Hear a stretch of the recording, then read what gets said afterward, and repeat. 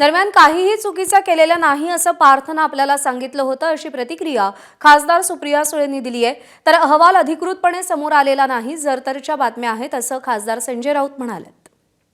पार्थला मी phone केला होता सकाळी आणि मी असं म्हणले होते तो मला म्हणला, आत्या मी काही चुकीचं केलं नाही, मी तुम्हाला नंतर समजून सांगतो काय झालं।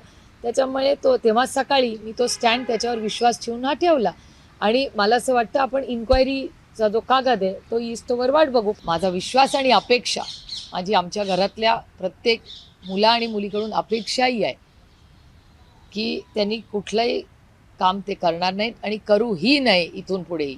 एवढी एक आत्या म्हणून, एक आई म्हणून, एक मावशी म्हणून आमच्या घरातल्या सगळ्याच मुलांकडून माझी ती अपेक्षा। बघा, अद्याप हा अधिकृतपणे अहवाल समोर आलेला नाही। या जरतरच्या बातम्या आहेत आणि सूत्रांच्या बातम्या आहेत, पण मोठ्या व्यक्तीचा दबाव असल्याशिवाय अशा प्रकारचे व्यवहार होत नसतात, एवढंच मी सांगू इच्छितो। जेव्हा पूर्ण अहवाल येईल तेव्हा आम्ही सांगू कायद्यापुढे सर्व समान आहेत की नाही, हे नंतर पाहू। एबीपी माझा, उघडा डोळे बघा नीट।